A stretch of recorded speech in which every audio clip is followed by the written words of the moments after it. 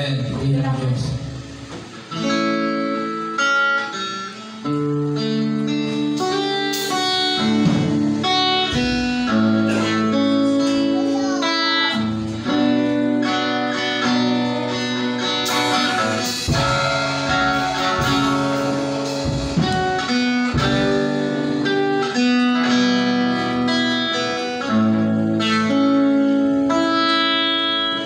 Narito kami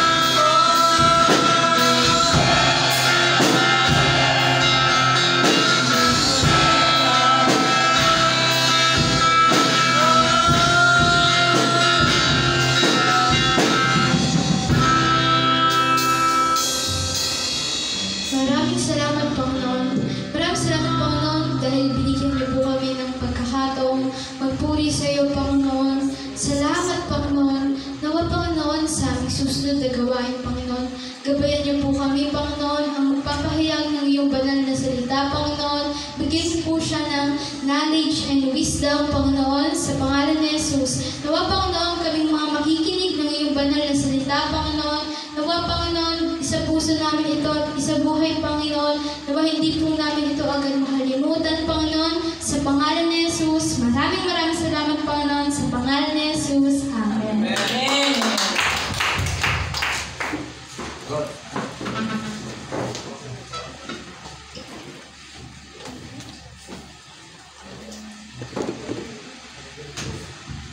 Ayun, is magpagpalang umaga sa ating lahat.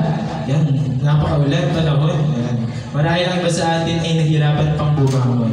Ngunit sa kabila ng ating makulimlim na panahon, maulan na panahon, malamig na panahon, ay narito pa rin tayo, nananatili at upang sambahin ang ating Panginoon sa Osinto.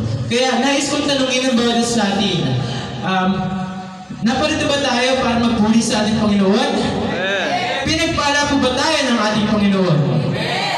Kung ang bawat sa po ay pinagpala, ang bawat sa po ay nahayaan ko tumayo upang tayo po ay magpasalamat sa ating Panginoon. Yan, sino po ang unang tatayo para po magpasalamat sa ating Diyos? Ayun. Sino po? Ayun, si Brother Daniel. Ayun, nagpapasalamat ako sa ating tunay at buhay na Diyos sa patuloy niya na pagkilos mula nung bagyo, naranasan ko yung pagkilos niya sa buhay ko.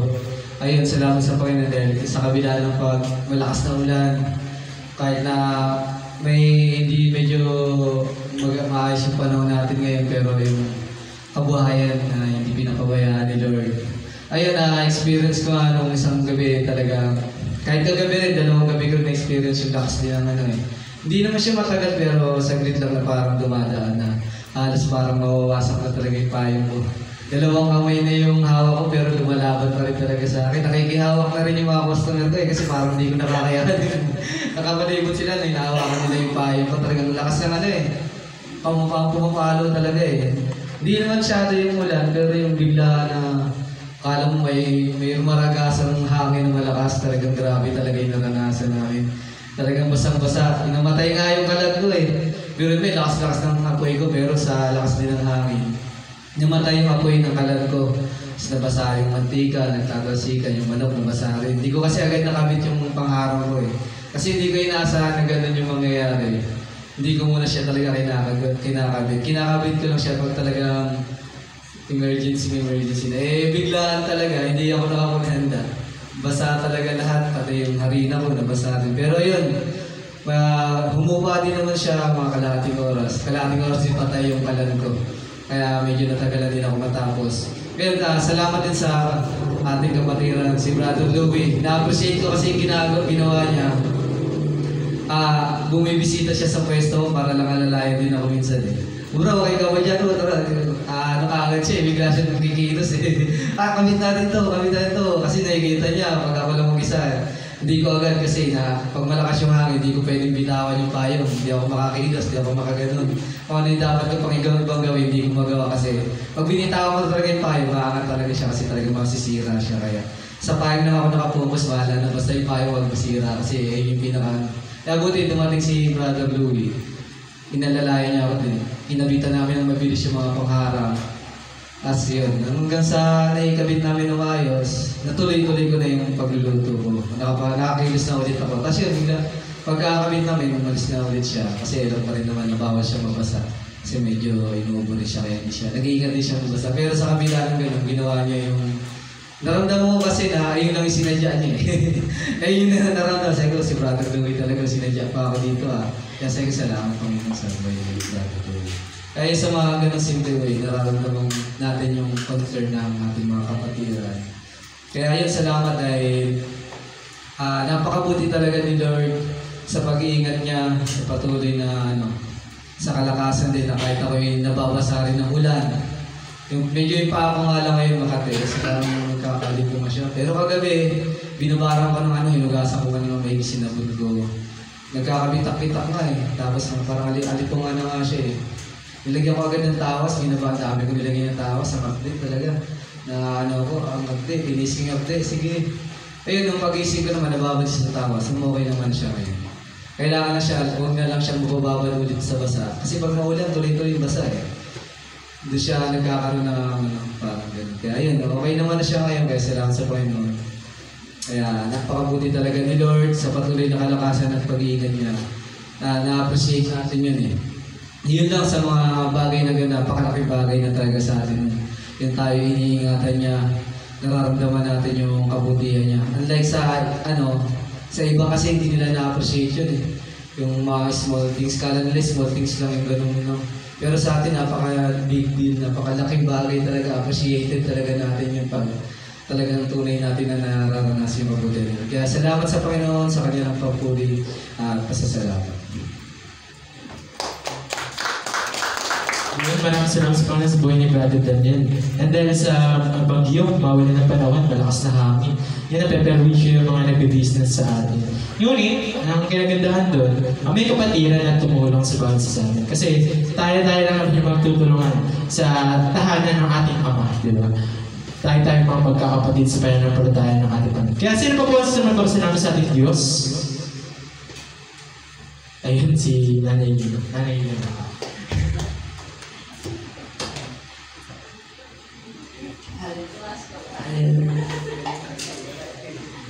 Magpalang umaga sa inyong lahat. Number 1 kay God. Buong buhay ko, nagpapasalamat ako sa Panginoon. Buong puso ko, nagpapasalamat ako dahil ganoon din sa mga hiniling ko na panalangin din sa mga kapatiran. Ayun, itong linggo nito, yung pako na iniinda ko, wala nang kirot, nakakalala. Yung mga talaga manhid-manhid, meron din manhid-manhid. Dalawang paa kasi. Tapos, yun, nananalangin ako, pagka bago matulog, nananalangin ako dahil sa mga paa ko, mga paa ko. At saka yung upo ko na isang linggo, praise God, magaling na rin sa may biyaya ng Panginoon yun sa yung naman, mayroon na naman, yung ilang araw na sumasakit na naman ang ipin ko. Sabi nga, ipin ko naman, kalahati siguro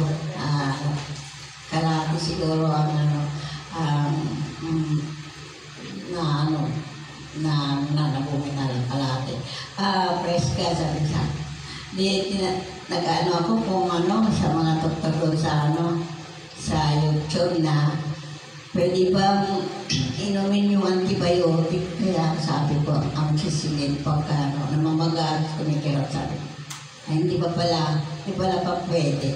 Pwede raw pala pera sa tambol, gano'n. Tapos, yun, bumuka na asen na maligamgam. Gusto yun, narinig ko lang. Praise God, ayun. Hindi masyadong kumikirot, hindi masyadong magayong. Kaya, maraming salamat sa lahat sa Panginoon sa mga pag huwag makalimot sa Panginoon manalangin yun. Kailangan na talaga prayer. Kaya binabalik ko lahat ang papuri sa Panginoon.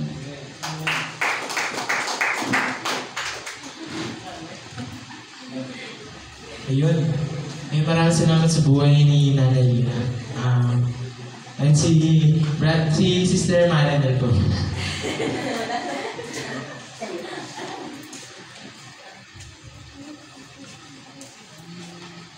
Gusto ko pong magpasalamat sa Panginoon sa buhay kalakasan po na pinagkakalob niya sa akin at sa aking pamilya. Sa kabila po ng medyo masama po yung panahon, iniingatan pa rin po niya tayo. Salamat po sa Lord kasi nung last week po medyo hindi po talaga maganda yung naging pakaramdam ko dahil nga po sa aking pregnancy na nasa first trimester pa lang po ako ngayon. Nagkaroon po ako ng pagdurugo po static. Nung unang ultrasound ko po, sa loob po yung pagdurugo. Ito naman pong this week po, nakarang week ko nagkaroon po ako ng spotting, as in, lumabas po. Pero konti lang naman po yun. Sa pangalawang pagkakataon po ng ultrasound, hindi pa rin po magaling yung hemorrhage. Yan, hemorrhage po kasi yung tawag ko. Na mas dumami pa po, sabi nung nag-ultrasound sa akin. Kaya, kinonsider niya po sa akin is mag-fully bed rest po ako. Kaya sabi ko, nagpe-pray po ako kay Lord. Sabi ko, Lord, hindi ko po kaya mag-fully bed rest kasi ang hirap. Talagang, fully bed rest po talaga wala akong gagawin. Higa lang. Basta pag ano ka lang, iihiga ng kakain. Tapos higa ka na ulit. Sabi ko, Lord, tulungan mo ako. Sabi ko ganun kay Lord. Kasi sobrang hirap po talaga nung, parang feeling ko kasi pag yung nakahiga lang po ako, parang mas nahihirapan po ako parang mas napapagod po ako. Kaya nung time po na yun talagang pray po ako ng pray kay Lord. Sabi ko, huwag niyong hayaan na maging hadlang po yung yung nangyari po sa akin, na hindi po ako makadala ng gawain niya, gano'n. Kaya thank you po kay Lord kasi niresetahan naman po ako ng OB na pampakabit po for 5 days po yun. Kasi hindi nga po makontak yung OB kasi Monday po noon, walang mga OB, puro appointment lang po. Pero thanks God pa kasi sumagot po yung OB na tinawagan yung midwife. Ayun po. Kasi pinapapunta na po ako ng midwife sa hospital kasi sabi niya medyo risk na daw po ako kasi baka daw po magtuloy-tuloy yung pagdurugo ko daw po. Pero salamat po pa rin. Talagang thank you kay Lord kasi hindi niya po ako pinabayaan kahit na ganoon po yung nangyari. Iningatan niya pa rin po ako. Ayun, sa ngayon po, okay na po ako. Nakapagpa-check up na po ulit ako kahapon. Okay naman po yung wala naman na po ako nararamdaman. Hindi na po sumasakit yung tiyan ko, yung balakang ko. Kasi last week po talagang, ang sakit-sakit po talaga ng balakang ko, yung puso ko. Kaya nagpapasalamat po ako kay Lord kasi every time po na uminom ako ng gamot, sinasabi ko, Lord, ikaw yung tunay na magpapagaling sa akin. Yung mga gamot na iniinom ko is ginagawa mo lang pong kasangkapan. Kaya praise the Lord kasi napakabuti niya po sa akin at sa ating lahat. Amen. Yun, maraming salamat sa Panginoon sa buhay ni Sister Marinel, yan sa kanyang baby. Yan, patuloy lang tayong manalangin sa ating Panginoon at panalangin din natin ang ating kapatid. Yan, last na po siguro si Brother Rodrigo.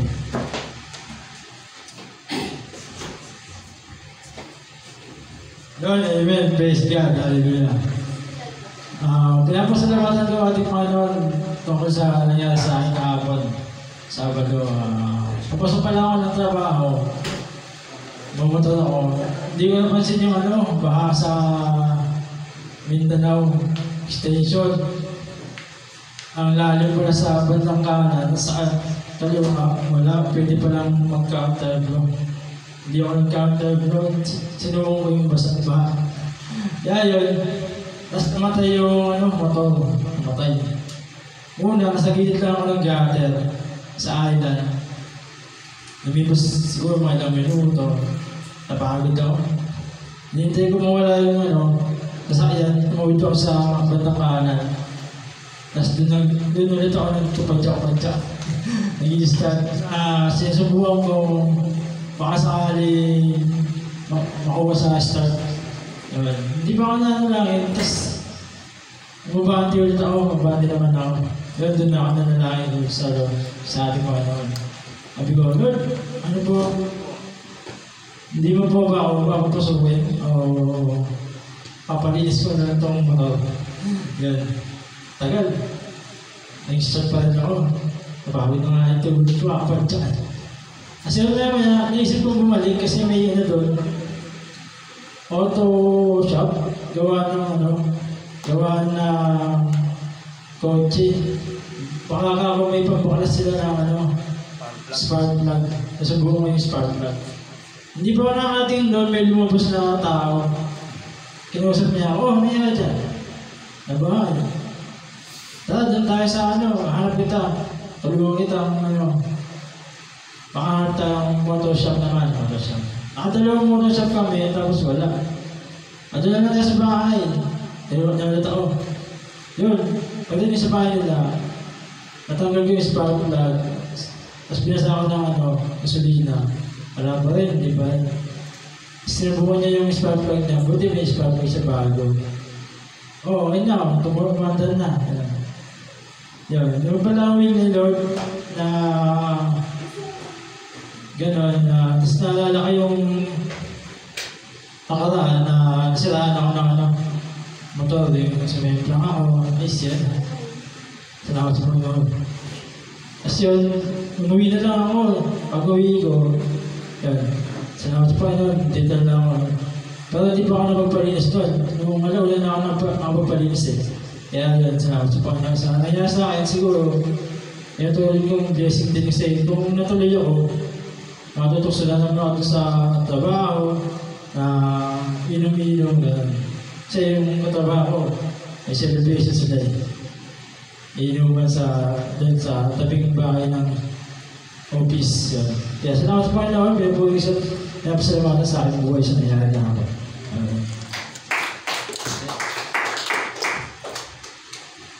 Ayun, maraming salamat sa Panginoon sa buhay ni Brother Ludo. Yan. Alam ko ang bawal sa atin ay pinagpala ng ating Panginoon at nais salamat sa ating Panginoon. Ngunit, dahil nga po sa ating oras, puputulin po natin yan. At sa susunod na linggo na lang po tayo magpasalamat sa ating Diyos sa buhay.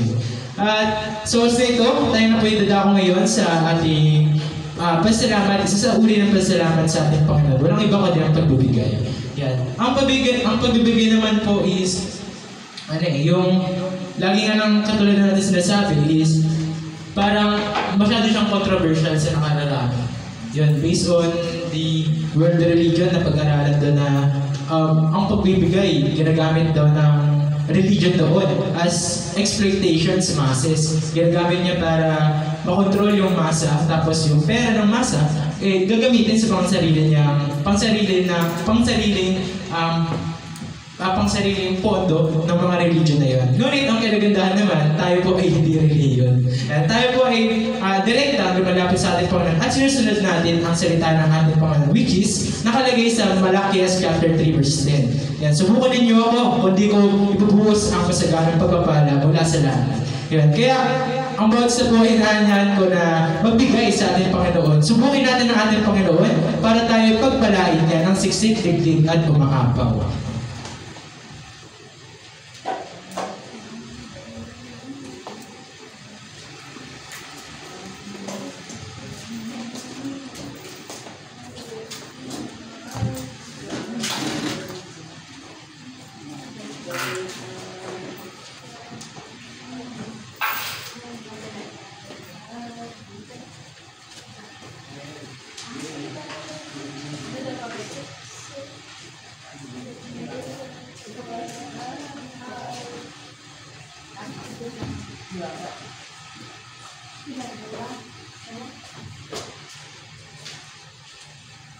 Para po sa panalangin, ay natin ko po si Brother Rudolph para panalangin ang ating pagbibigay.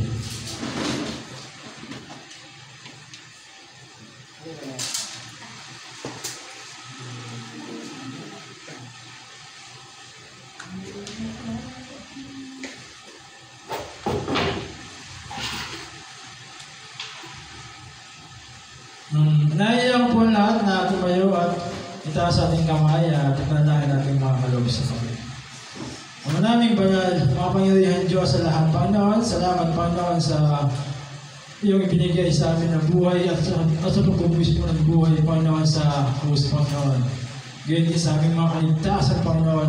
Naway tanggapin mo, Panginoon, itong handog namin, Panginoon, at naway ito maging pagpapalago ng iyong kongregasyon, Panginoon, at mabili, Panginoon, ang mga nais namin mabili, Panginoon, gaya ng printer, Panginoon, at makagawa ng mga taxes, Panginoon.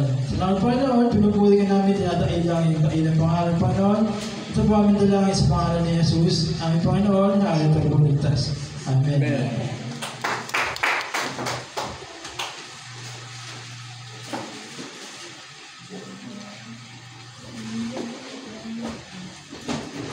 Ayun, handa na po ba tayo makinig sa salita ng ating Panginoon?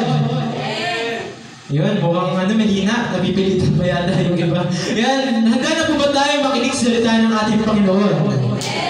Ayan, kung handa na po tayo, makinig po tayo sa salita ng ating Panginoon. Ihanda po natin ang ating mga sarili, ang ating tenga, ang ating puso sa pagtanggap sa salita ng ating Panginoon na ihahandog sa atin sa pamamagitan ni Pastor Ronnie. Palakpakan natin ang ating Panginoon.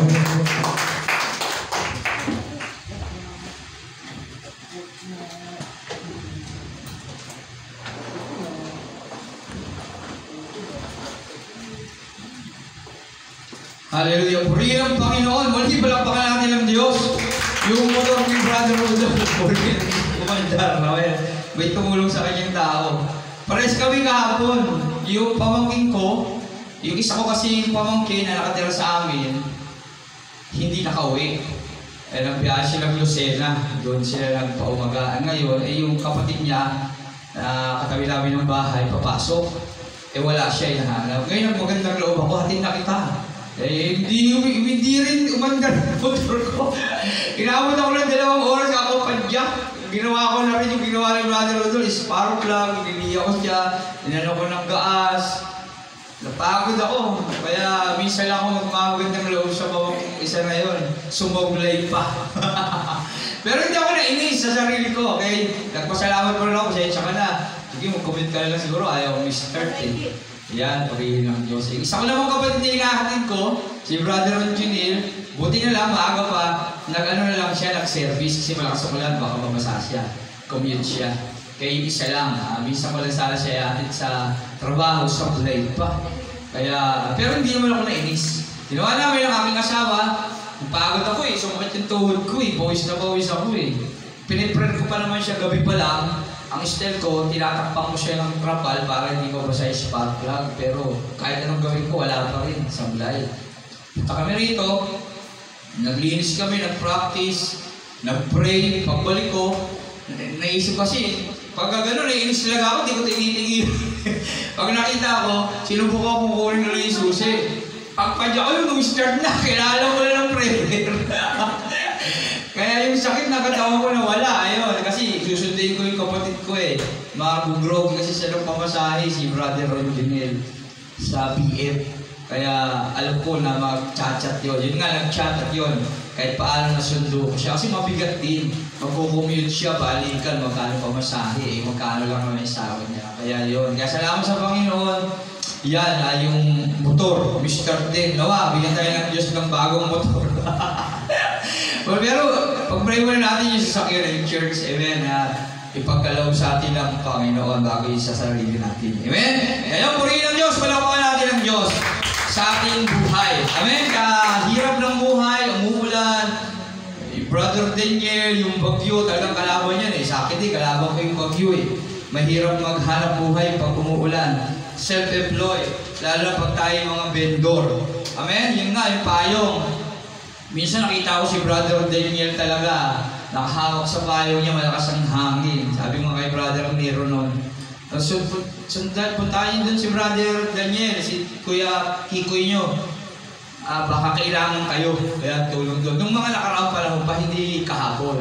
Kasi kapag umuulan ng hangin, talagang ang laking payong niya siyempre, court lang yun, pag tumaob yun, may mantika pa naman yun. Kaya yun nga, naisip ko nga siya kahapon na paano yung kalagayan niya, pero bugyo gano'n talaga. Pero sa isip ko, sanay na si Brother Daniel dyan, alam niya yung ganyan gagawin. Pero buti na lang may pinapadala ang Diyos. Amen? Para niya hindi tayo pababayaan ng Diyos. Ang Diyos natin si Emmanuel na nasa sa atin. Amen? Lalo na tinanggap natin ang ating Panginoong Jesus, talagang si Emmanuel nasa puso natin. Ang Diyos Ama, ang Diyos Anak, ang Diyos Espiritu Santo nasa atin. Amen. Emmanuel. Amen? Purihin ang Diyos. Palakpakan muli natin ang Diyos. Salamat! Yan! Salamat sa Panginoon sa lahat ng mga suliranin na ating nararanasan.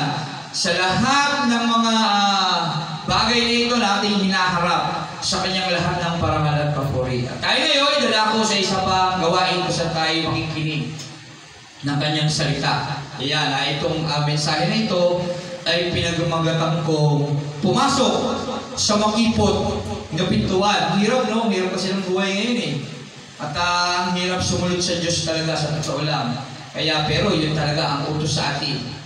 Kailangan natin pumasok sa makipot na pintuan. Kaya kung meron tayong mga Biblia, makibukas po tayo sa aklat ng Mateo chapter 7. Matthew chapter 7, verse 13 to 14. Amen? Okay. Matthew chapter 7, verses 13 to 14. 7. Tayo lahat ay tumayo at tayo sama-samang magbasa ng salita ng Panginoon. Matthew chapter 7, verses 13 to 14. Sabi rito, pumasok kayo sa makipot na pintuan, sapagkat maluwang ang pintuan at malapad ang daang papunta sa kapahamakan, at ito ang dinaraanan ng marami. Ngunit makipot ang pintuan at masikip ang daan papunta sa buhay, at kakaunti ang nandaraan doon. Tayo manalangin. Lord, salamat po sa umagang mapagpala na iyong pinagkaloob sa amin. Salamat sa buhay, Panginoon. Hindi lang yun.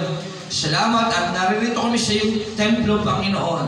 Purihin ka. Lord, katibayan na kami, Panginoon, ay pinili mo simula pa ng likhay mo ang daigdig, Panginoon. Kami nakikinig ng iyong salita. May nagpapahayag para aming maunawaan, at inihintulot mo makapagpuri kami sa iyo. Sino kami para gawin yun? Pero dahil, Panginoon, sa kabutihan mo kami, lubos na nagpapasalamat sa iyo bilang aming Diyos. Sa pagkakataong ito, binibigay mo sa amin para ikaw ay lubos na naming makilala at malaman pa ang dapat namin malaman upang sundin ang iyong kalooban. Kaya Lord, salamat, lahat ng ito ay pinagpapasalamat at pinagpaparangal namin sa iyo. Purihin ka, Diyos na nagmamahal sa amin. Salamat, Panginoon, patnubayan mo po kami.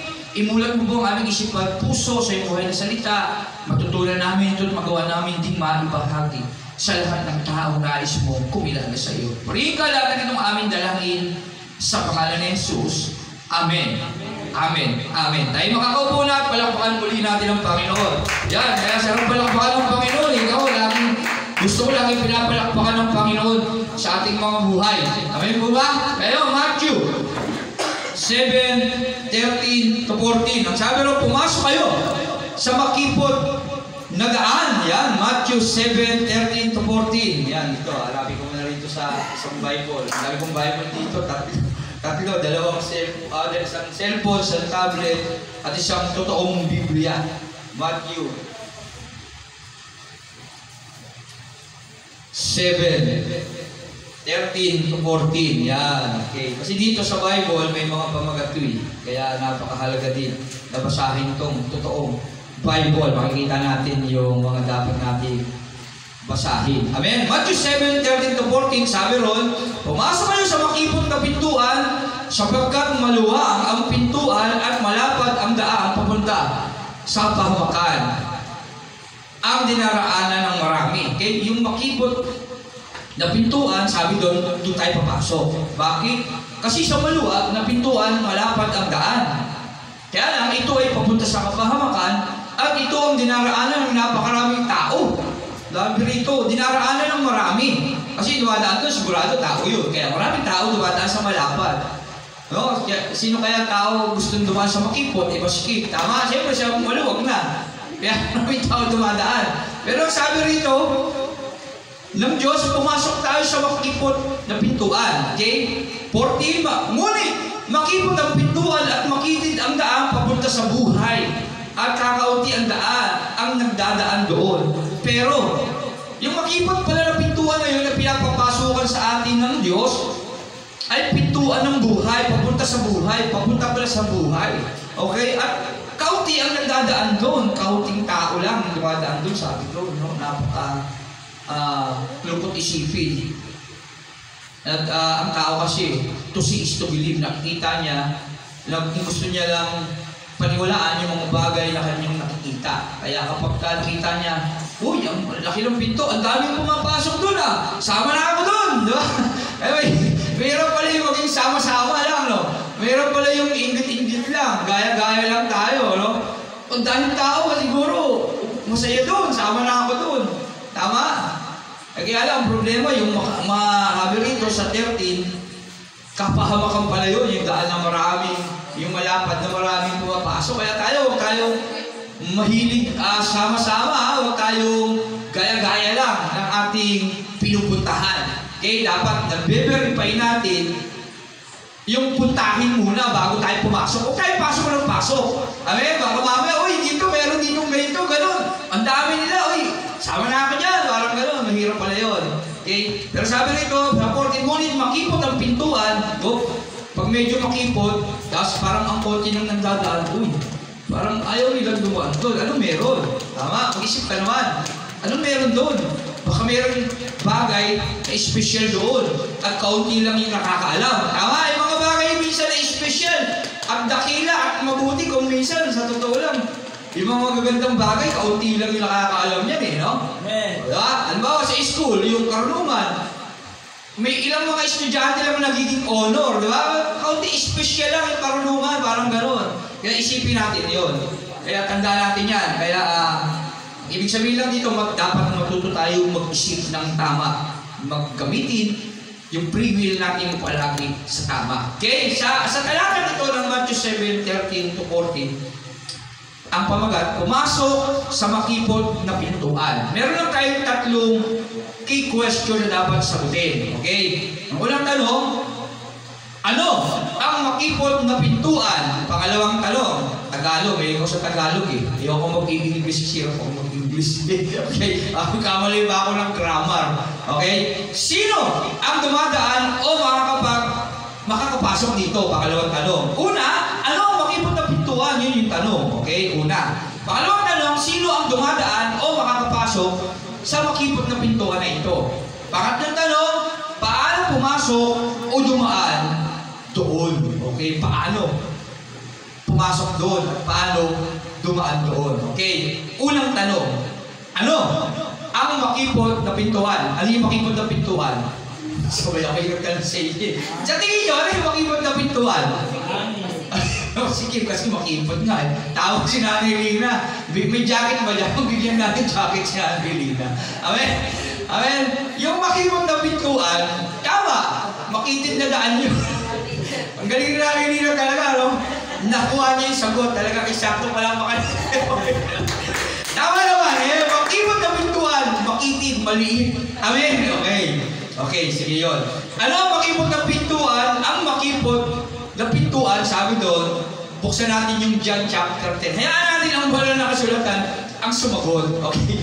John chapter 10, verses 7 to 9. Ito yung tanong eh. Nalobat na siya. Amen. Yan, purihin ng Diyos. Ano ang makipot na pintuan? Ang sabi ng John chapter 10, verses 7 to 9. Kaya't muling sinabi ni Jesus, pakatandaan ninyo, ako ang pintuang dinaraanan ng mga tupa. Amen? Purihin ng Diyos. Ang makipot na pintuan pala na ito, nakakaunti lang dumadaan. Sabi rito, kaya't muling sinabi ni Jesus, pakatandaan ninyo, ako ang pintuang dinaraanan ng mga tupa. Sino yung pintuan? Si Jesus pala yun. At kakalungkot, si Jesus na namatay at muling nabuhay sa krus para pugasan ang ating mga kasalanan, ang sabi rito, kakaunti lang. Muling sinabi ni Jesus, pakatandaan, ako ang pintuang dinaraanan ng mga tupa. At ang sabi ng Matthew 7:13-14, ang pintuan na ito pala ay si Jesus, nakakaunti lang ang dumaraan. Biruin yun, no? Si Jesus na namatay at muling nabuhay para sa atin, ay konti pa, baka hindi pa nga tayo lahat ang dumaraan sa Kanya, tama ba? John chapter 10:7, siya pala yun. Kaya ang pintuang tinutukoy dito sa Matthew 7:13-14 si Jesus. Okay? John 14:6, Brother Neron. Hindi, meron pa pala 8-9, 7, Matthew, at John 10:7, 9, 7, 8, 9. Malbalik mo uli sa John. John 10. 8. Yan.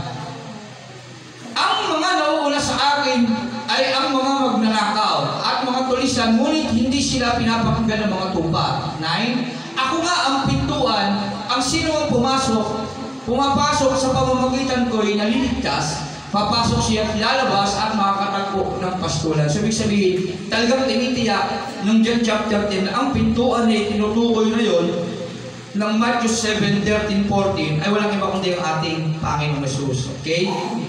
John 14:6. Sumagot si Jesus, "Ako ang daan, ang katotohanan, at ang buhay. Walang makapupunta sa Ama, kundi sa pamamagitan ko." Sumagot si Jesus, "Ako ang daan." So, ibig sabihin, ang daan, ang pintuan, walang iba, kundi ang ating Panginoong Jesus. Ang makipot na daan, na dinadaanan ng kakaunti, ay walang iba, kundi ang ating Panginoong Jesus. Amen? Kaya ako lang isipin, yung pintuan pala na makitid na yun, walang iba kundi ang ating Panginoong Jesus na nagbigay ng buhay sa cross para sa atin. Nagsakripisyo, tinanggap na siya'y kahit hindi makasalanan, ang buhay na parang makasalanan para sa atin. At kakaunti ang dumaraan sa Kanya. Kakaunti ang naniniwala sa Kanya, kakaunti ang sumasampalataya sa Kanya. Okay? Kaya tandaan natin yan, ha? Yung makipot na pintuan na sinasabi ng 7:13-14, si Jesus. Kaya sabi ron, ano ang makipot na pintuan? Si Jesus. Kaya tandaan natin yan. At kakaunti. Bakit kaya kaunti ang dumadaan sa makipot na yun? Kasi kapag makipot, masikip, irritable ka dyan, tama, no? Mainit dyan. Kaya sa LRT nga, kapag pumasok ko, makipot yung pintuan, bakit kumipot? Dahil tao eh. Sikan, mainit, hindi ka makahinga, marami ka kalaban, pag sisigurit ka eh, oh. Mahirap, kaya mahirap dumaan sa pintuan na si Jesus. Okay? Pero mahirap dumaan kay Jesus, pero ang Jesus na ito, yun yung Jesus na nagbigay ng pag-ibig sa atin, ng agape love na unconditional love, okay? Na hindi natin inibig una, kundi siya ang unang umibig sa atin. Ako lang kung isipin, sa Jesus na yun, na daanan na yun, nakakaunti ang dumadaan, nakakaunti ang naniniwala, nakakaunti ang sumasampalataya, nakakaunti ang sumusunod na dumadaan sa Kanya. Yung pala, yung Jesus na walang ibang hangad kundi iligtas yung mga tao na dapat dumaan sa Kanya. Amen? Kalungkot isipin, no? Yan daw, mas natin bigyan ng pansin sa buhay natin na sikapin natin makadaan sa pintuan na yun na walang ibang kundi natin Panginoong Jesus. Amen? Okay? Tanong number 1 yun. Ano ang makipot na pintuan? Si Jesus. Okay? Ang pintuan na makipot, si Jesus na namatay sa cross at muling nabuhay, nakakaunti lang ang naniniwala sa Kanya. Amen? Tayo kaya? Sa kakaunti, tayo ba? Hindi pa maniniwala sa Kanya? Nawa. Tayong narito ngayon, bagamat kakaunti lang tayo, dapat nawa lahat tayo ay maniwala sa Kanya. At dapat lahat tayo na sinasabi doon na kaunti ang dumadaan, dapat kabilang tayo doon sa kakaunti. Amen? Nakalungkot to, kaunti na nga tayo, tapos hindi pa lahat tayo. Dadaan kay Kristo, hindi pa tayo lahat naniniwala. Okay? Tanda natin yan. Ang makipot na pintuan, sa ating tanong dito, walang iba kundi ating Panginoong Jesus. Pangalawa, sino ang dumadaan ang makakapasok dito? Dito naman. Kasi sino lang ba? Kasi makipot ang pintuan, mahirap pumasok dyan eh. Makipot, mainit, mahirap, minsan nasasaktan ka, struggle ka, kailangan mong magtiyaga, kailangan mong maging masipag, kailangan maaga ka, para kahit paano mauna ka, makapasok ka. Pintuan na yun, kailangan maging maagap. Lahat ng bagay na mabuti, kailangan mong gawin. At napakahirap noon. Okay? Ngayon, sa mga tao na yun na gumagawa noon, sino ang dumadaan doon at makakapasok dito? Sino lang ba yung mga makakapasok doon sa pintuan na yun? Okay? Kaya yun yung pangalawang tanong na dapat nating sagutin. Yan. Sa umagang ito. Sino ang dumadaan o makakapasok dito? Okay, number 1, sabi dito, ang mga makakapasok lang dito at makakadaan dito, ang mga taong tumanggap o kumilala sa tunay na Diyos. Yun yun. Walang iba kundi sa ating Panginoon. Kaya ikaw kapatid, sa buhay mo, tinanggap mo ba ang totoong Diyos? na dapat mong tanggapin sa buhay mo. Kaya kanina, di ba, si John, sa 2 John, 3 John, dapat huwag natin tanggapin yung mga tao na sa palagay natin, hindi totoong Kristo ang hinahatid sa atin. Kaya pinag-iingat tayo ng Apostol Juan. Hindi porket meron ditong biyaya, kami ang tunay na talagang nagpapakilala ng Kristo. Mali yung pagkakilala ng Kristo nila na itinuturo sa atin. Dapat matulog tayo manindigan sa tama. Kaya maging maingat tayo sa ating buhay. Kaya, ang mga taong tumanggap o kumilala sa tunay na Diyos, sila lang yung mga dumadaan at makakapasok doon sa pintuan ng makimpot. Okay? Matthew 7:15-20, Brother Niron. Matthew 7:15-20. Okay. Sabi rito, mag-ingat kayo sa mga hindi tunay na propeta. Lumalapit sila sa inyo na parang tupa, ngunit ang totoo ay mababangis na asong guba. Makikilala ninyo sila sa kanilang mga gawa. Mapipitas ba ang ubas sa puno ng gawa o ang igos na patinig sa halaman?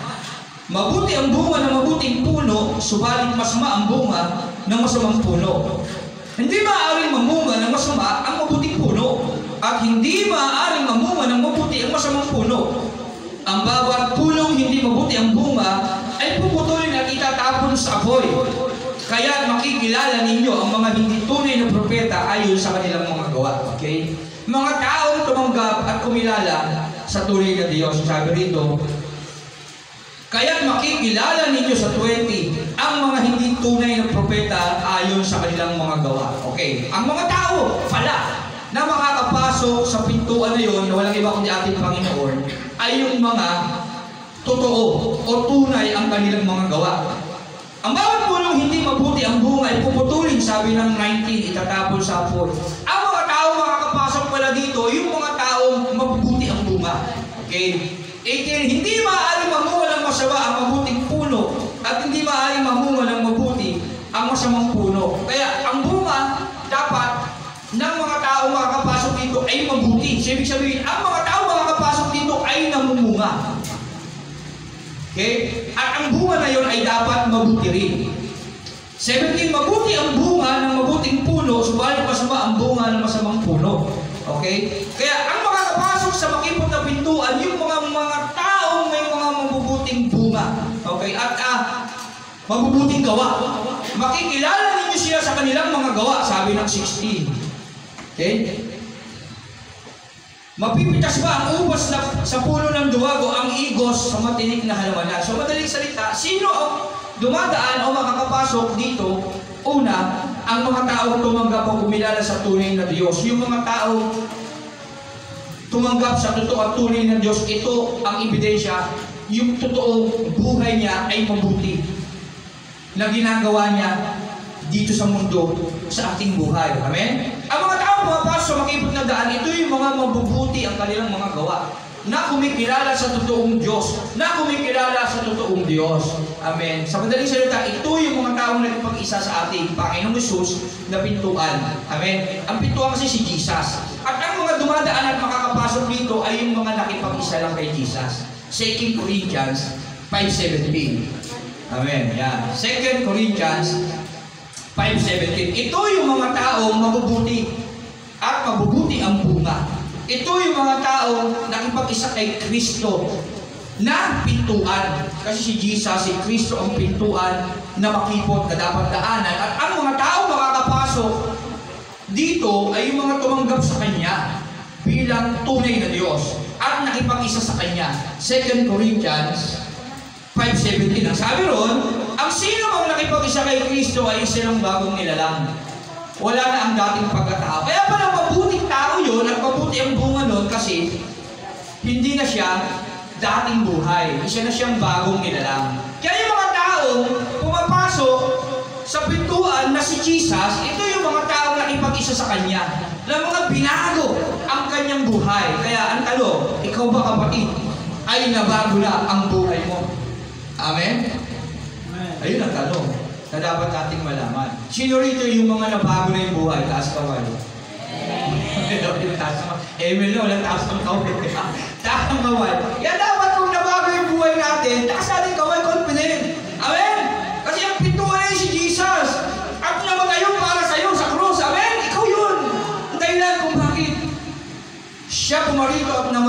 muling nabuhay. Amen?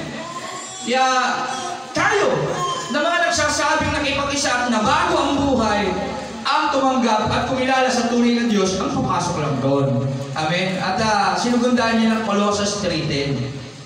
Colossus chapter 3, verse 10. Okay? Colossus chapter 3, verse 10.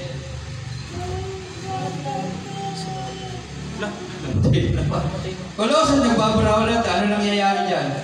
Colossus chapter 3, verse 10. Yan. Amen. Puri lang sabi, isuot ninyo ang bagong pagkatao na patuloy na nagbabago at nagiging kalarawan ng Diyos na lumikha sa inyo upang lalo ninyo siyang makilala. Amen. Ang mga taong makakapasok sa pintuan na ito ay yung mga tao tumanggap at kumilala sa tunay na Diyos na nagiging kalarawan ng ating Panginoong Jesus. Kasi pag tinanggap mo si Jesus, isa ka ng bagong nilalang. Wala na ang dating pagkatao. 2 Corinthians 5:10. Okay? At sinuot mo na si Jesus sa buhay mo. Nangangahuluga ang nagiging kalarawan ka na ni Kristo. Kaya tayo sa buhay natin, gaano tayo nakakatiyak na tayo na nga ay kalarawan ni Kristo. Alam ba natin yung buhay ni Kristo sa mundong ito? Kung bakit natin nasasabing tayo nga ay nakipag-isa na sa Kanya at ang sinasabi sa Colossus 3:10 na kalarawan ni Kristo, isuot ninyo ang bagong pagkatao na patuloy na nagbabago at nagiging kalarawan ng Diyos na lumikha sa inyo upang lalo ninyo siyang makilala. Okay? Nagba-blackout siya. Ano nangyayari dyan? Hindi. Okay? Okay, focus lang tayo dito. Okay? Tayo ba? Nakikita ba sa buhay natin ang ating Panginoong Hesus? Sa yung tanong kung bakit natin nasasabi na nakipag-isa na tayo sa ating Panginoong Hesus? Kasi sa 2 Corinthians 5:17 ito yung mga tao nakipag-isa. Mga bago ng nilalang. Kaya tayo, bago na tayo nilalang, bago na sa ating buhay. Pero sa Colossus 3:10, talaga nga bang nagbago ng ating pagkatao? Kalarawan na ba tayo ng ating Panginoong Hesus? Ano ba ang ginawa ng ating Panginoong Hesus dito sa mundo? Sino nakakaalam? Nung dumating si Jesus Christ sa mundo nito, ano yung unang bagay na kanyang ginawa?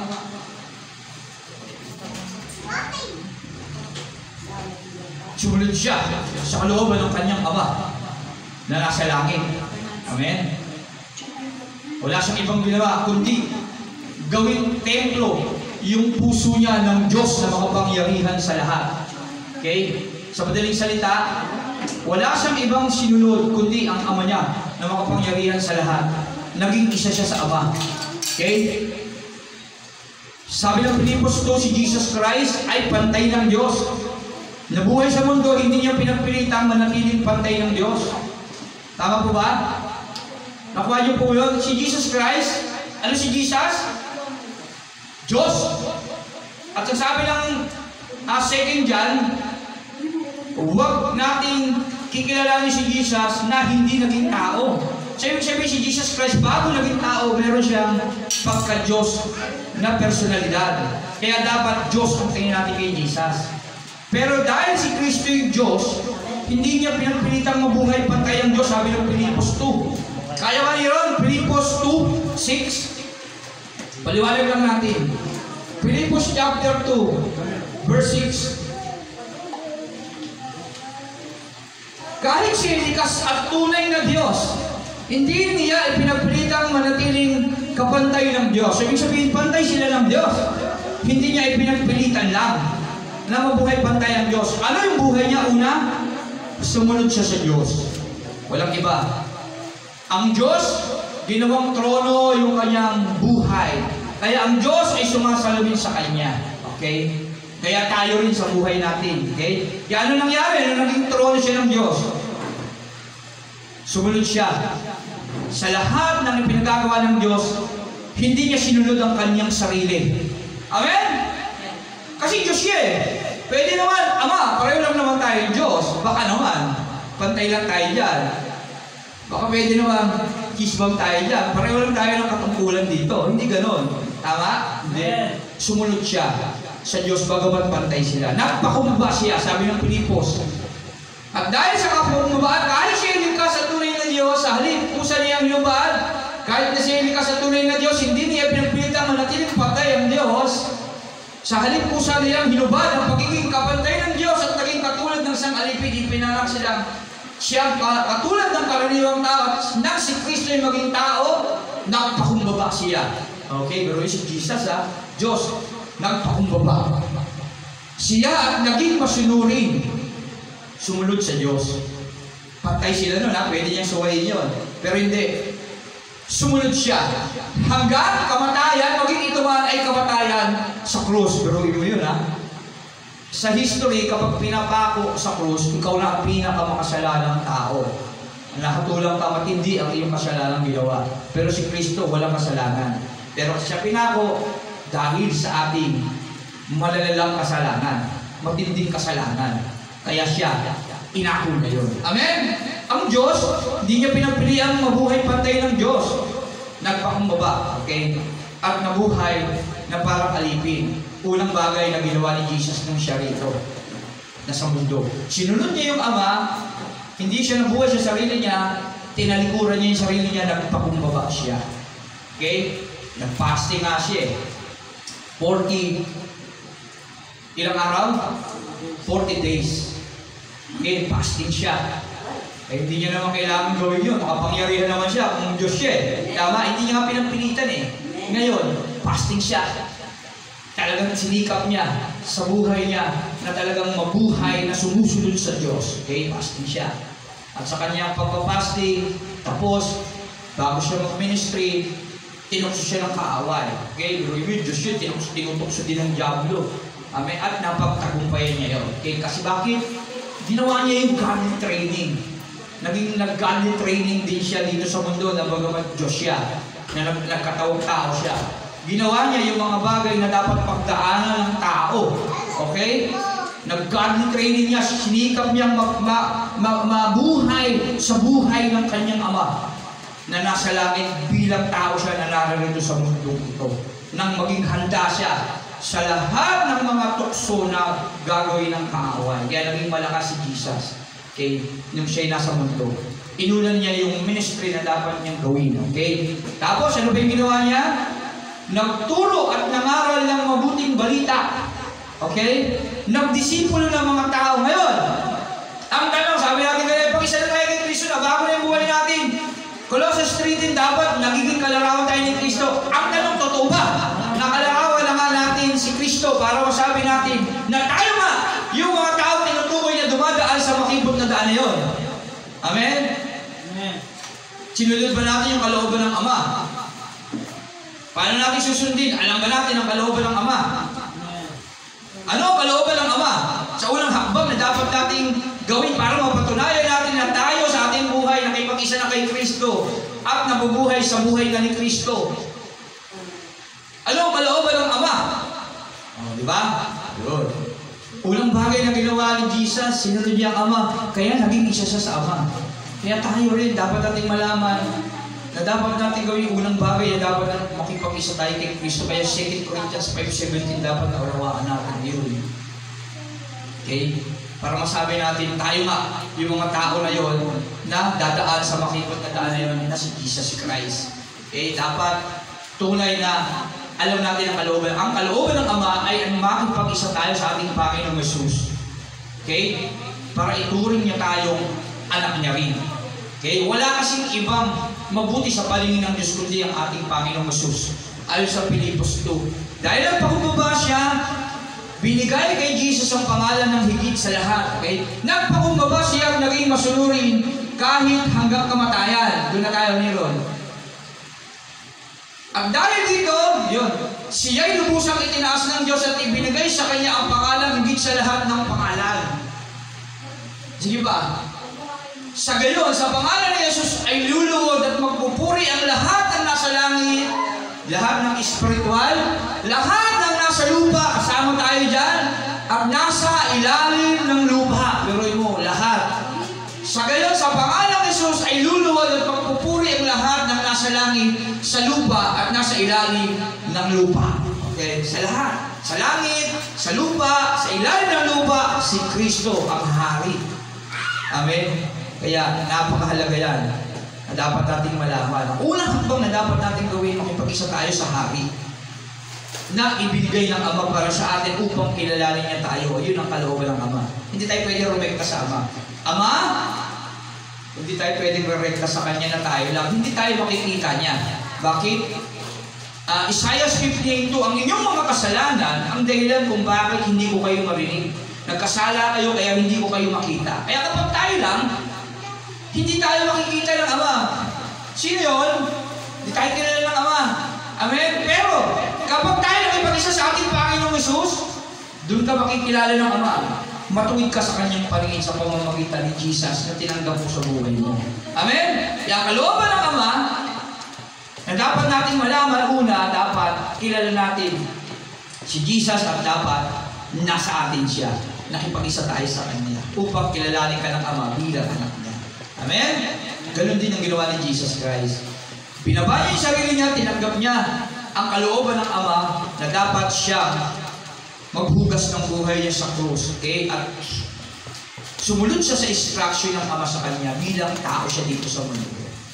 Pwede siyang makapangyarihan siya kahit 1 Corinthians 2:9, si Jesus, likas na Diyos kahit sa katawan tao. Hindi niya pinagpilitan yun. Okay? Bagkus, sumunod siya sa instruction ng Ama dahil bilang tao para sa pag-ibig niya sa atin. Kaya tandaan natin yan, ha? Kaya kung totoong tinatawag tayo ang papasok sa pintuan na yun, kasi sino yung papasok sa makipagtandaan na yun na si Jesus? Ito yung mga taong tumanggap at kumilala sa tunay na Diyos. Nagtaas tayo. Ngayon, dapat kilala natin yung totoong Diyos na pinag-isahan natin. Kaya dapat alam natin yung kalooban ng Ama sa ating buhay. Kanina nagtaas tayo pero di ba sa atin hindi talaga alam ano nga ba yung kalooban ng Ama. Hindi niya na may tanong sa kapatid sa katabi niya di ba? Hindi natin alam. Pero kalooban ng Ama ay tayo magpailalim sa paghahari ng ating Panginoon. Kaya lagi natin tinuturo yan Kailangan natin tanggapin si Jesus Christ bilang Hari, Panginoon at Diyos ng ating buhay, makipag-isa sa Kanya kasi lang yun yung source ng pagiging born again. Okay? Yun ang source ng pagiging eklesiya. Pamumuhay ulo si Kristo, tayo yung katawan. Kaya dapat maunawaan natin yan. Kilala natin ang tunay na Diyos na dapat nating pinikilala. Dapat nagpapasakop tayo sa Kanya. Okay? Kapag sinabi natin na ipag-isa tayo kay Kristo, nagiging kalarawan natin si Kristo, dapat sumusunod tayo sa kalooban ng Diyos. Una, nakipag-isa kay Kristo. Pangalawa, si Jesus Christ, ginawa yung ministry niya bilang sumusunod sa Ama. Kasi ang purpose niya ay ang maligtas ang tao, ang maligtas tayo, bigyan tayo ng buhay na walang ganit. Una niya nang ginawa sa hindi niya pa ginagawa. Nag-aaral at nagturo siya ng mabuting balita. Pinakilala niya na muna sa atin ang salita ng Diyos, ang katotohanan. Ngayon, sa buhay natin, ginagawa ba natin ang makakilala ang bawat tao sa Diyos? Para nasabi natin na tayo talaga ay nakipag-isa na kay Kristo at nabubuhay na sa buhay at kalarawan niya? Kasi dapat tayo sa buhay natin, dapat ginagawa natin yung ginagawa ni Jesus Christ para masabi natin pumapasok tayo sa Kanyang pinto dahil siya yung pintuan na dapat nating pasukan. Okay? Dapat ginagawa natin yun. Kaya kung hindi natin ginagawa yung mga ginawa ni Kristo, pag-pray natin, natulungan tayong magawa natin ito upang maging ganap ang ating pagiging anak ng Diyos. Amen? Alam mo, kalooban ng Diyos, ginagawa yung ginagawa ni Kristo. Ano ba yung mga ginawa ni Jesus Christ na tao? Nagturo at nangaral ng mabuting balita. Ano pa yung mga ginawa niya nung nandito siya? Gumawa ng himala, nagpakain ng maraming tao. Okay? Nagpagaling ng may sakit. Okay? Yung mga bulag, nakakita. Okay? Yung mga hindi nakakaalam ng katotohanan tungkol sa salita ng Diyos, nakaalam. Sila yung mga bulag na hindi makaunawa. Kahit anong basa ng Bible, hindi nila maintindihan kasi may mga tradisyon sila. Hindi kasi ito yung sabi ng lola ko Kaya nandito tayo para magpaliwanag sa kanila. Amen? Tama po ba? Kaya makakakita ang mga bulag. Si Jesus kasi literal talaga nakakita ang mga bulag. Pero tayo, pag pepray ko ito, makakakita ito. Okay? Makakakita ang mga taong hindi nakakaunawa sa salita ng Diyos sa pamamagitan natin. Dapat ginagawa natin yun. Kaya paano natin gagawin kung tayo mismo walang pagkaunawa sa salita ng Diyos? Hindi tunay na totoong Diyos yung natanggapan natin at kinikilala at hindi tunay na tayo nakipag-isa sa ating Panginoong Hesus. Kaya isipin natin yun. Para magawa natin yun, masabi natin, pinapasukan natin ang pintuan na si Kristo, dapat nakikita sa atin yung buhay ni Kristo. Nagiging kagaya tayo niya, na ginawa yung tungkol niya bilang naging tao sa mundong ito. Amen? Wala siyang piniling tao. Mas binigyan niya ng importansya yung mahihina. Tayo kaya, yung sinasabi niya, kung nagtatangi pa tayo ng tao, mahalaga pa sa atin yung mga walang-wala, mahalaga pa sa atin yung mga wala ng pag-asa sa palagay natin.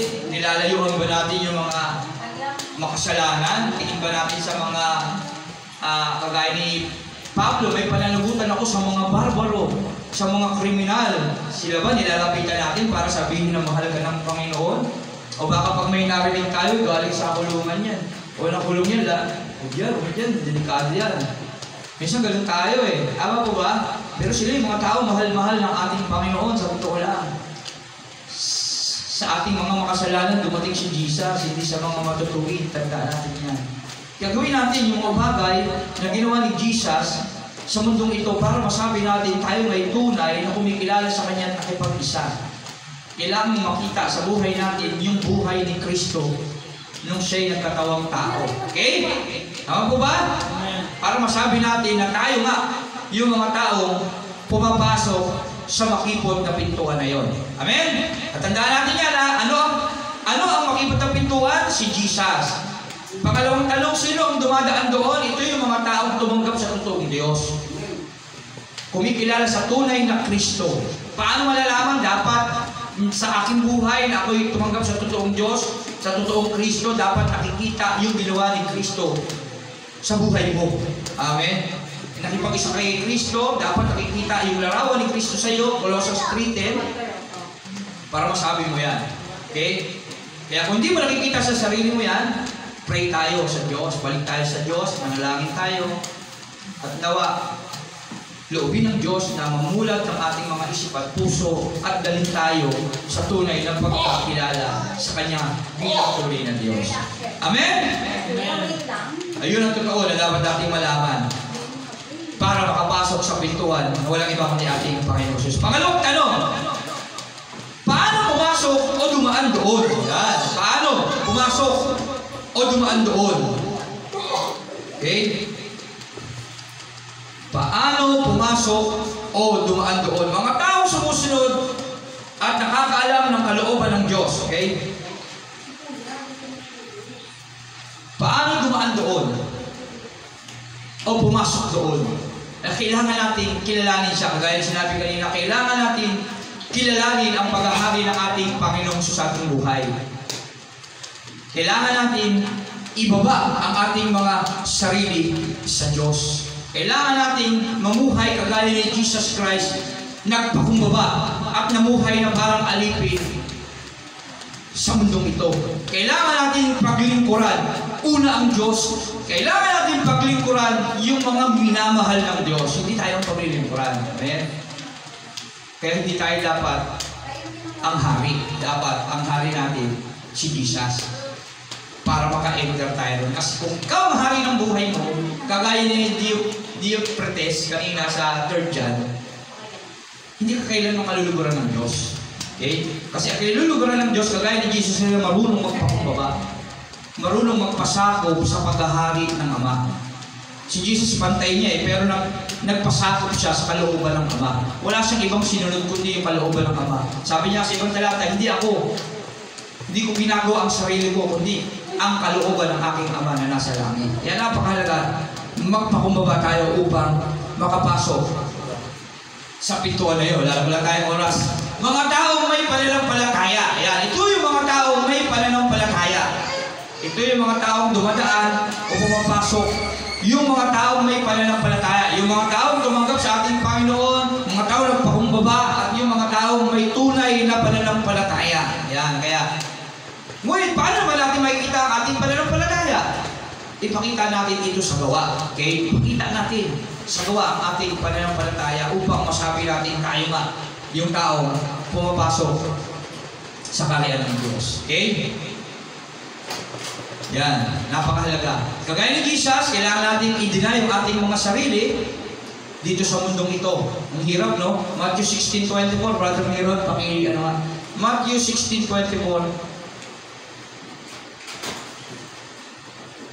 Paano dumaan pumasok? Kailangan natin kalimutan ang ating mga sarili. Matthew, sinabi ni Jesus sa kanyang mga alagad, ang sino mang nagnanais sumunod sa akin ay kinakailangan na itakwil niya ang kanyang sarili, pasalin ang kanyang krus at sumunod sa akin. Yan ang unang bagay natin dapat gawin. Kung baba tayo, kalimutan natin yung sarili natin. Okay?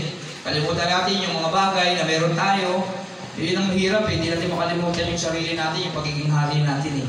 Kaya hindi tayo makapasok o makadaan sa pintuan eh, sa buhay ni Jesus. Nagiging mataas tayo. Kaya hindi na tayo marunong maglingkod. Mas tinitignan natin, hindi tayo sa iba. Kapag meron siya, dapat mas magaling ako sa kanya. Dapat meron din ako nun. Amen? Hindi dapat. Dapat maging masaya tayo sa iba kung meron siya. Maging masaya tayo at dapat mas higit pa natin siyang pinahalagaan kaysa sa atin. Kaya hirap makapasok sa pintuan. Kasi kung meron tayong pride, kahit kailan hindi tayo makakapasok doon. Kasi kailangan ng masusing pagsunod sa Diyos para tayo masabi na mumuhay na tayo sa buhay ni Kristo at makita si Jesus ang para sa atin. Unang bagay, kalimutan mo yung sarili mo para makapasok ka doon. Deny yung sarili natin. At sabi dito, pasalin mo yung krus, unang nanais sumunod. Sinabi ni Jesus sa kanyang mga alagad, ang sino bang nagnanais sumunod sa akin ay kinakailangan itakwil niya ang kanyang sarili, pasalin ang kanyang cross at sumunod sa akin. Pasalin yung cross, yung binuhat ni Jesus Christ. Yung kasalanan nating lahat, yung kahirapan natin, yung sumpa, yung kakulungan natin, pinasa ni Jesus Christ yung tayo magiging instrumento ni Jesus, ng Diyos, para abutin din yung ating kapwa. Turuan sila sa kaliwanagan, salita ng Diyos, paglingkuran sila, pahalagan sila ng higit, pangalagaan sila, pagmalasakitan sila. Ayun yung mga bagay na kailangan natin gawin para masabi natin na tayo nga ay totoong nakakadaan na sa pintuan na yun. Pangalawa, magpatuloy tayong mamuhay sa salita ng Diyos, sa kanyang buhay at banal na salita. Kung paano dumaan at pumasok sa pintuan ng makipot. Dapat lagi tayo nagpapatuloy sa salita ng Diyos. Kaya sino dito yung palaging nananabik na makapakinig ng pangangaral patungkol sa ating Panginoong Jesus? Sino dito yung linggo excited siya? Nawa, tayo. Pero dito paglinggo na nawa. Andiyan na naman yung mga kapatirap ko. Ayan na naman sila, di ba? Sige na nga, nakakahiya kasi leader sa concept yun, nakakaya naman wala ako doon. Ganun ba yung isip lang natin? Amen? Umuulan eh. Intindihan naman ako ni Pastor rito kasi malakas naman ang ulan, no? At siguro, Diyos naman, all-knowing God, alam naman yung na may bagyo ngayon, di ba? Pinahinto niya nga yung bagyo, alam ng Diyos na may bagyo ngayon, kaya okay lang na hindi ako mag-church. Amen? Nawa, hindi tayo ganun. Nawa, nagpapatuloy tayo na mumuhay sa salita ng Diyos. Okay, dapat walang hadlang. Si Jesus Christ, kahit pinahadlangan siya ng kaaway, nagpatuloy siya. Tinukso siya. Nagfasting siya, tinukso siya. Kung ikaw ang Diyos, alam ng Diyos, gawin mong tinapay ang batong ito. Hindi lamang sa tinapay na mabuhay ang tao. Nabuhay siya sa salita ng Diyos, kundi sa bawat salita lumalabas sa bibig ng Diyos. Okay? Lord, linggo wala kaming pagkain, kaya ako maghanap buhay. Hindi lamang sa trabaho na mabuhay ang tao, kundi sa pagpupuri sa buhay at banal ng Diyos na aking pinaglilingkuran. Dapat ganun tayo. Amen? Ang pagkain natin, yung salita ng Diyos, ang pagkain natin, ang Diyos. Amen? Na ating pinakikinggan na nagpapalakas sa ating spiritual na buhay. Amen? At huwag tayo mag-alala. Sabi ng Matthew 16, lahat ng bagay daragdag ng Panginoon sa atin. Paniwalaan natin yun. Sampalatayanan natin yun. Kaya dapat, una, sarili natin, baba natin, kalimutan yung sarili. Huwag tayo maging hari. Maniwala tayo siya nagtuturo sa atin na ginagamit ng Diyos. Huwag tayo tumulad kay Diopretes kanina sa 3rd John. Hindi siya nininiwala kay John. Ayaw tanggapin yung sulat ni John de Villaved. Gusto niya kasi siya yung leader. Matuto tayo makinig sa mga namumuno sa atin, sa mga ginagamit ng Diyos. Magpakumbaba tayo. Kalimutan mo yung sarili mo. Okay? Magpasakot tayo sa Diyos. Maglingkod tayo sa Diyos. Magmalasakot tayo sa ating kapwa. Gawin natin yung ginawa ni Jesus nang siya'y naririto. At para magawa natin yung bagay na yun, magpatuloy tayo mamuhay sa salita niya. Magbasa tayo ng Bible.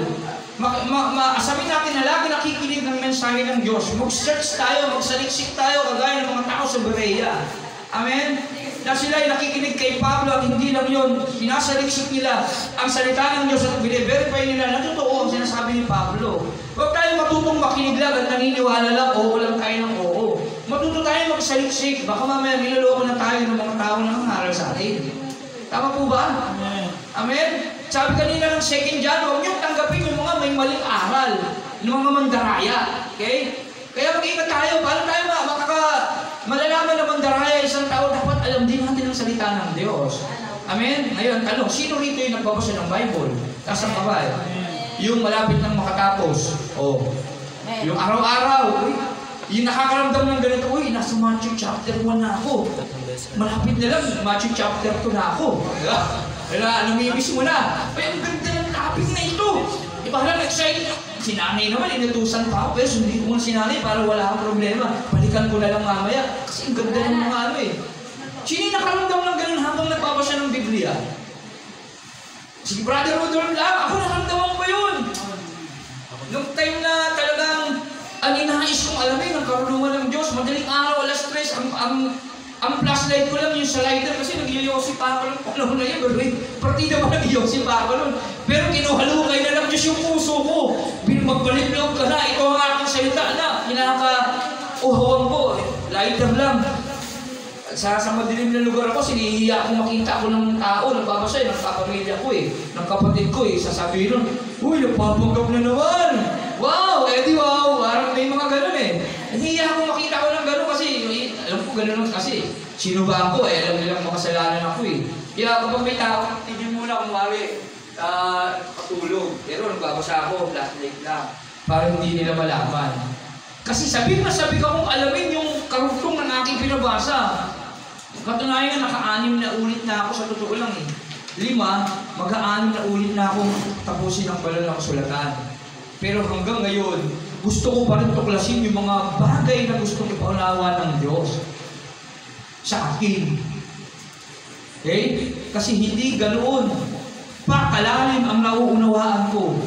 Kaya patuloy akong nananabik na magbasa nito para tuklasin pa yung mga bagay na gusto ng Diyos na ipaunawa sa akin bilang taga-sunod natin. Okay? Kaya asawin natin at maniwala ka, ang Diyos ang kikilos sa buhay mo at malalaman mo yung mga bagay na dapat mong malaman. Okay? At dapat gawin sa buhay mo. Okay? Kaya kung paano dumaan at pumasok sa pintuan na yon na si Jesus, dapat una, kalimutan mo yung sarili mo. Kasi hindi ka talaga makakadaan dyan kapag ang Diyos mo ay sarili mo. Kaya kalimutan mo yung sarili mo, pasanin mo ang krus ni Kristo. At ikaw ay makakapasok doon. Pangalawa, magpatuloy ka na mamuhay sa salita ng Diyos. Patuloy kang sumunod sa mga salita ng Diyos na nababasa mo. Magpasakop ka sa Kanya. Ang tawag doon, pagpapasakop sa paghahari ng salita ng Diyos. Pagpapasakop sa paghahari ni Kristo na salita ng Diyos. Kasi kung pinabasa mo ito at hindi ka naman naniniwala sa binabasa mo, tama? Huwag kang mag-chismis, pero nag-chismis. Di ba, ano ba? Ano ba yung mga bagay na nagagawa natin? Huwag kang mag-chismis ka pa rin. Kaya ako, love Lord, so po. Kaya, araw-araw dapat lagi tayo nagpapasakop sa Diyos. Amen? Bigyan po kami ng pagkain, ng kakainin sa araw-araw. Alam natin yung Lord's Prayer. Okay? Hallowed be thy name. Your kingdom come. Your will be done.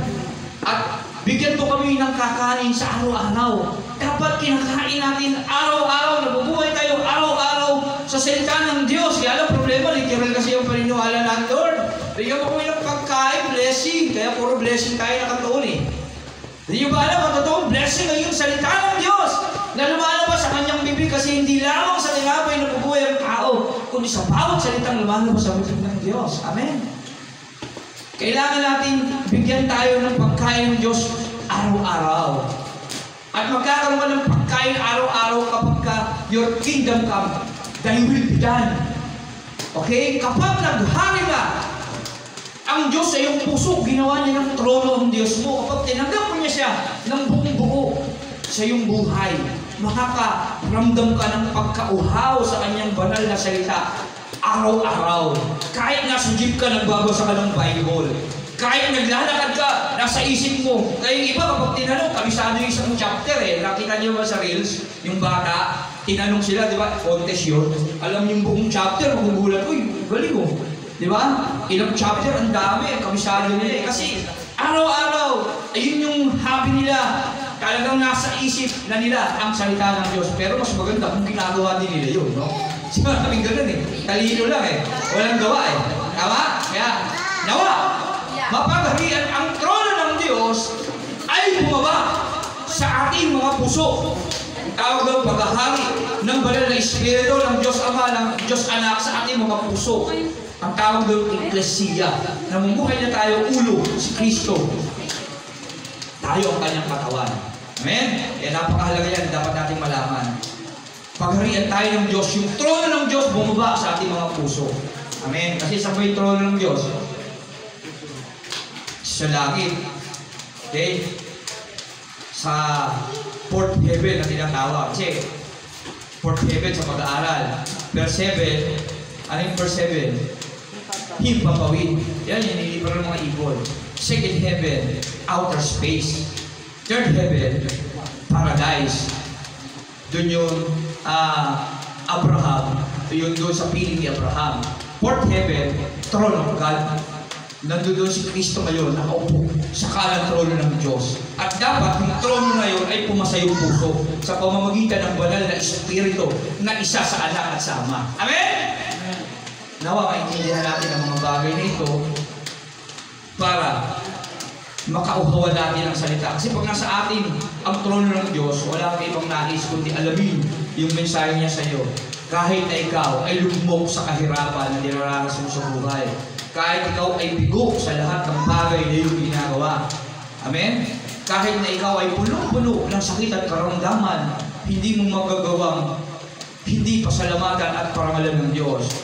Kaya ang problema, nagsakit lang ng konti yung paa natin, hindi na tayo makapag-church, lapit lang naman ang bahay natin. Di ba tayo nag-jeep? Di ba ako nag-tricycle eh? Hindi na Sister Reggie, layo sa dulo. Pero minsan ako Lord, sorry po kagaya kahapon, magdi-devotion kami. Nagkaroon ako ng konting, Lord, total kami lang naman palagi nagdi-devotion, dito na lang kami. I-review ko agad yung sarili. Sa pangalan ng Jesus, lumaras ka! Espiritu ng kaaway. Amen. I-review ko agad, balik kaisipan. Kagaya ni Jesus, i-review niya si Pedro. Sabi ni Pedro, hindi ako si Jesus, dito ka. Hindi ako papayag. Dadakan sila sa aking bangkay. Lumayas ka sa tanas. Hindi niya naiintindihan yung kanyang sinasabi. Kasi kailangan mangyari ang dapat mangyari. Kaya tayo pag nakaka-encounter sa ating isip ng negatibo, review agad natin sa pangalan ni Jesus. Kaya sa tarlac, tinuruan kami mag-cast out demons doon kasi merong na gano'n. Kaya ipaalala, ay nabanggit lang ngayon, no? Ipaalala lang. Kaya reviewin agad natin. At huwag tayo magpapakita ng kahit konting katiting na takot sa Kanya. Dapat inuutusan mo siya bilang alila mo. Sa pangalan ni Jesus, lumayas ka. Ano, gano'n ha? Dapat galit ka sa Kanya. Dapat ikaw, kilala ka niya. Anak ka ng Diyos. Lulog dapat sa sayo. Alam niyo ba, ng mga angel, pagdating ng palaw, atulan lang natin yan. Eh ngayon, hindi. Pag nakakita lang kami, sinasamba na, naglalagay na ng mga kandila, no? O kaya si John Di Bilabid, nung lumuhod si John Di Bilabid, takot na ka, wag akong sambahin mo! Alipin lang ako! Ang Diyos ang sambahin mo! Diba? Eh ngayon, hindi. Pag kami nag-alino lang, yung pulo na daon ng nyug eh. Nag-alino lang, may angel! O nagsisindi na ng kandila yun. Magdadasal na lang. Mga orasyon, mga gano'n, no? Maling-mali. Amen? Uutusan lang natin yan. Amen? Sabi ng Hebreo, sino ang anghel kung gano'n? Sila yung mga espiritu na ginawa ng Diyos para tulungan tayong mga maliligtas. Ayun ang purpose nila. Tutulungan lang tayo nila. Amen? Kaya kapag ka naglalakad ka, tumayo yung balahibo mo. May magpaparamdam dito. Huwag gano'n ha. Tumayo yung balahibo mo sa Bible, mga anghel kasi pagka may anghel, Pag tinignan mo siya talagang nakakakilabot. Dapat magpuri ka sa Diyos. Hallelujah, purihin ng Panginoon. Kasama ko yung guardian angel ko. Kaya wala akong dapat katakutan. Tama? Lahat ng gagawin ko, sigurado, mangyayari. Lahat ng ihilingin ko, matutupad sa pangalan ni Jesus. Amen? Tapakan natin ng Diyos. Kaya kapag kaya ka mag-iisa, bawa sa kwarto ka, sa madilim na brownout, tumayo mo lang yung multo. O ganun ha? Sabi yung ginagabayan ka ng angel mo. Magpuri ka sa Diyos. Amen? Hallelujah! Pagkakataon mo na humalik sa Diyos, ihahatid ng anghel ko yung panalangin ko. Kaya tayo mo na yun para manalangin sa Diyos at humiling ng mga bagay. Pero huwag yung sarili mo. Unahin mo yung pag-ibig mo sa Diyos. Amen? Pagkakataon mo na. Kaya huwag kayong matatakot. Kasama natin ang Diyos, Emmanuel, ang Diyos ang iasa sa atin. Tandaan din ha. Paano pumasok sa pintuan? Sa makipot? Una, kalimutan mo yung sarili mo. Pangalawa, manatili ka palagi araw-araw at magpatuloy na mamuhay sa salita ng Diyos. Amen? Tandaan natin yan. At pag nangyari yun, well done, my good and faithful servant. Tatanggapin tayo ng Diyos sa kanyang buhay na walang hanggan. Okay? Sa makipot na pintuan na yun na hirap pasukan ng mga tao. Bakit? Kasi nabubuhay ka sa buhay ni Jesus Christ na nabubuhay sa buhay ng Diyos dahil yun ang plano ng Diyos. Tayo ay pumailalim sa paghahari ng ating Panginoong Jesus upang mapagharian ng Diyos sa kanyang kaharian sa ilalim ng paghahari ng ating Panginoong Jesus. Amen?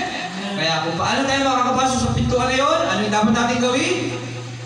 Talikuran ang ating sarili, magpakumbaba kagaya ni Jesus Christ. Okay? At magpatuloy na lagi na mamuhay sa kanyang salita. Okay? Kaya, encourage ko sa inyo, lagi kayong magbasa ng banal na kasulatan at manalangin sa Diyos na ipaunawa ito sa pamamagitan ng banal na Espiritu na binibigay niya sa bawat taong tumatawag sa Kanya.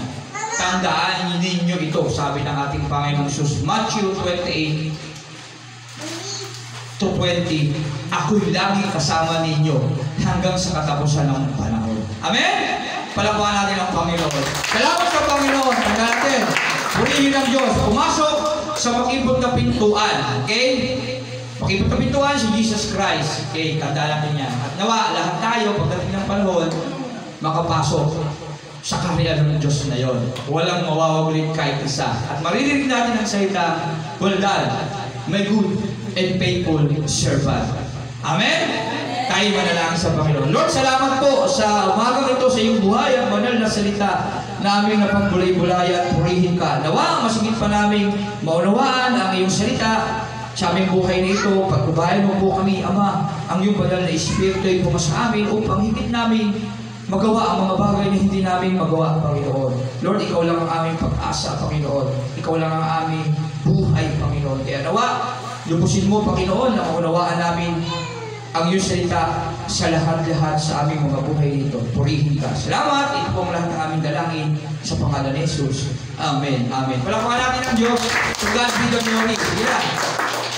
Purihin ang Diyos. Yeah. Piliin namin, Panginoon, ang pumasok sa makipot na daan, Panginoon. Sapagkat, Lord, sabi mo, Panginoon, na pagsikapan namin sa Luke 13:24, Panginoon, na pagsikapan namin na pumasok, Panginoon, sa makipot na daan, Panginoon. Yun po ang pangako mo na bibigyan mo kami, Panginoon, ng buhay na walang hanggan, Panginoon. Maraming salamat, Ama.